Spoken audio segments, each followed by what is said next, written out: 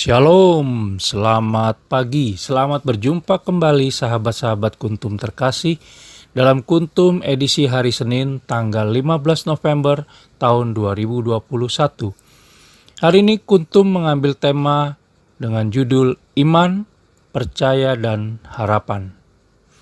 Hari ini merupakan hari biasa dalam pekan biasa yang ke-33 dengan warna liturgi hijau, sedangkan bacaan kita pada hari ini terdiri dari bacaan pertama diambil dari kitab 1 Makabe 1 ayat 10 sampai dengan 15, 41 sampai dengan 43, 54 sampai dengan 57 dan ayat 62 sampai dengan 64. Mazmur tanggapan diambil dari kitab Mazmur 119 ayat 53, 61, 134, 150, 155, dan ayat 158.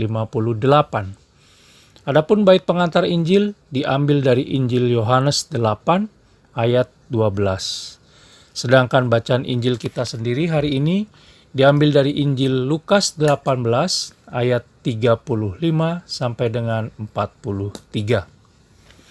Baik sahabat Kuntum yang terkasih, mari kita dengarkan terlebih dahulu bacaan Injil kita pada hari ini dari kitab Injil Lukas bab 18 ayat 35 sampai dengan 43.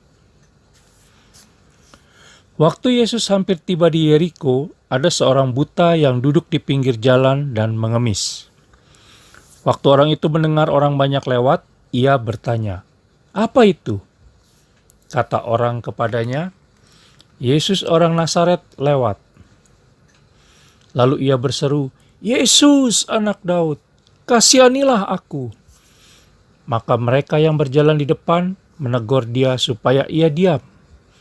Namun semakin keras ia berseru, "Anak Daud, kasihanilah aku." Lalu Yesus berhenti dan menyuruh membawa orang itu kepadanya. Dan ketika ia telah berada di dekatnya, Yesus bertanya kepadanya, "Apa yang kau kehendaki supaya aku perbuat bagimu?"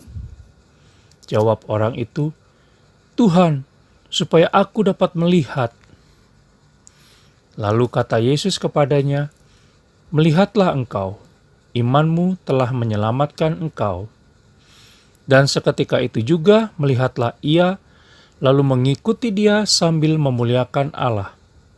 Seluruh rakyat melihat hal itu dan memuji-muji Allah.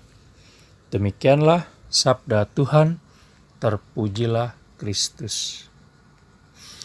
Sahabat Kuntum yang terkasih, bacaan Injil pada hari ini sama dengan bacaan Injil pada hari Senin tanggal 16 November tahun 2020 lalu. Dan bacaan Injil pada hari ini dapat juga kita baca dalam Injil Matius bab 20 ayat 29 sampai 34 dan Injil Markus bab 10 ayat 46 sampai dengan 52. Membaca kisah Yesus Kristus dalam bacaan Injil pada hari ini, maka ada dua sudut pandang yang bisa kita pelajari, yaitu satu, sudut pandang dari perjuangan keras sang pengemis buta untuk mendapatkan kesembuhan dari Yesus Kristus, dan yang kedua, sudut pandang dari Yesus Kristus sendiri. Mari kita sama-sama lihat sudut pandang pengemis. Dari kejadian ini dapat kita renungkan bahwa perlu perjuangan keras yang harus dilakukan untuk bisa sampai kepada Yesus Kristus. Untuk dapat mengalami Yesus Kristus di dalam hidup dan kehidupan kita, seperti yang dialami oleh sang pengemis buta tadi, maka yang harus kita lakukan antara lain, pertama, mencari tahu tentang Yesus Kristus. Kita bisa lihat dalam Injil Lukas bab 18 ayat 36 sampai dengan 37. Yang kedua, tidak mudah menyerah menghadapi penolakan dari orang lain. Lukas 18 ayat 39. Yang ketiga, berdoalah terus kepada Yesus Kristus.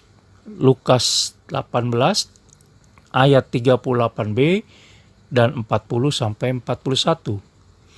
Yang keempat, tetap percaya kepada Yesus Kristus. Lukas 18 ayat 41b sampai 42. Dan yang kelima, tetap setia mengikuti Yesus Kristus. Lukas 18 ayat 43. Pertanyaannya sekarang adalah, apakah aku sudah berupaya keras, berjuang melewati kelima proses tadi, agar aku bisa mengalami Yesus Kristus di dalam hidupku? Sementara dari sudut pandang Yesus Kristus sendiri, apa yang telah dilakukan olehnya menunjukkan betapa Allah Tritunggal Maha Kudus pasti mendengar setiap seruan dan doa kita. Namun, bagaimana Ia akan menjawabnya menjadi bagian misteri Allah Tritunggal Maha Kudus sendiri. Yang pasti kita diminta di dalam iman kita untuk percaya akan hal tersebut dan percaya bahwa di dalam Dia ada pengharapan. Allah Tritunggal Maha Kudus akan dan selalu memberikan yang terbaik, bahkan lebih dari yang kita duga. Selalu ada rencananya yang indah di balik semua yang terjadi. Dan kalau pengemis buta itu boleh mengalami kesembuhan fisik, maka semoga kita yang tidak buta akan mengalami kesembuhan batin dan budi pula, sehingga hidup kita menjadi lebih berkualitas. Kita hanya perlu lebih menghayati iman kita, lalu kemudian mengamalkannya dalam hidup harian. Iman kita jangan hanya merupakan pernyataan di bibir semata, tetapi hendaknya juga merupakan daya kekuatan yang sanggup mengubah diri kita menjadi lebih baik. Sahabat Kuntum yang terkasih, selamat beraktivitas kembali di awal minggu ini, dan semoga segala permohonan baik kita dikabulkannya sepanjang hari ini. Shalom dan terima kasih.